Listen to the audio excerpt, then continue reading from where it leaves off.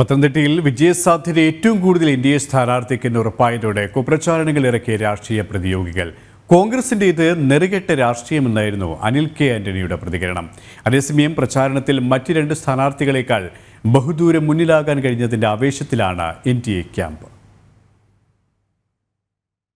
മണ്ഡലത്തിൽ വികസന മുരടിപ്പിന് കാരണക്കാരനായ UDF സ്ഥാനാർത്ഥിയോടുള്ള വിരോധം വോട്ടർമാർക്കുണ്ട് എന്നത് വാസ്തവം.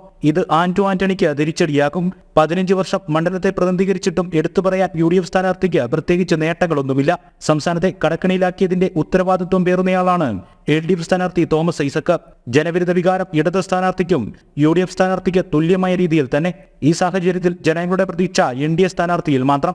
നരേന്ദ്രമോദി സർക്കാരിന്റെ വികസന മുന്നേറ്റങ്ങൾ പത്തനംതിട്ടയിലും സാധ്യമാക്കാൻ NDA പ്രതിനിധിക്ക് മാത്രമേ സാധിക്കുകയുള്ളൂ എന്ന വസ്തുത സാധാരണ ജനങ്ങളിലേക്ക് എത്തിക്കുന്നതിൽ NDA ക്യാമ്പും ഇതിനോടകം വിജയിച്ചിട്ടുണ്ട്. മണ്ഡലത്തിലെ സകല ജനങ്ങൾക്കും സ്വീകാര്യനുമാണ് അനിൽ കെ ആന്റണി. വിവിധ സാമുദായിക വിഭാഗങ്ങളുടെ വിശ്വാസം നേടിയെടുക്കാൻ NDA സ്ഥാനാർത്ഥിക്ക് കഴിഞ്ഞു. യുവ വോട്ടർമാരുടെയും സ്ത്രീകളുടെയും വലിയ സാന്നിധ്യവും മണ്ഡല പര്യടനം നടക്കുന്ന സ്ഥലങ്ങളിലെല്ലാം ശ്രദ്ധേയം. ഇങ്ങനെ വിജയസാധ്യത അനിൽ കെ ആന്റണിക്ക് ഏറ്റവും കൂടുതലായി നിലനിൽക്കുമ്പോഴാണ് ചില അടിസ്ഥാനരഹിത കുപ്രചരണങ്ങളുമായി രാഷ്ട്രീയ പ്രതിയോഗികൾ കളത്തിലിറങ്ങുന്നത്.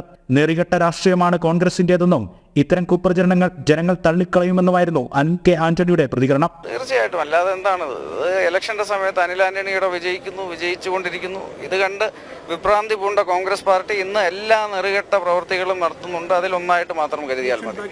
ഇലക്ഷൻ ബ്ലാക്ക് മെയിലിംഗ് മാത്രമാണ് വ്യക്തികളെ. ഈ നന്ദകുമാറിൻ്റെയൊക്കെ ഹിസ്റ്ററി നിങ്ങൾക്ക് അറിയാമല്ലോ. വർഷങ്ങളായിട്ട് പലരെയും ബ്ലാക്ക് മെയിൽ ചെയ്യാൻ ശ്രമിക്കുന്ന ഒരു വ്യക്തിയാണ്. പല CBI കേസിൽ പ്രതിയാണ്. കുറച്ചുനാൾ അറസ്റ്റായി ജയിലിൽ കിടന്നൊരു വ്യക്തിയാണ്. പരമാവധി ആളുകളെ നേരിൽ കണ്ടുകൊണ്ടാണ് അനിൽ കെ ആന്റണിയുടെ പ്രചാരണം മുന്നോട്ട് പോകുന്നത്. ഇനിയുള്ള ദിവസങ്ങളിൽ റോഡ് ഷോകളടക്കം സംഘടിപ്പിച്ചുകൊണ്ട് പ്രചാരണം കൂടുതൽ ആഘോഷഭരിതമാക്കാൻ തയ്യാറെടുക്കുകയാണ് NDA ക്യാമ്പ്. മുഴുവൻ ജനവിഭാഗങ്ങളുടെ വിശ്വാസം നേടിയെടുക്കാൻ സാധിച്ചു എന്നതും പ്രവർത്തകർക്ക് വലിയ ആത്മവിശ്വാസമാണ് നൽകുന്നത്. ജനം, പത്തനംതിട്ട.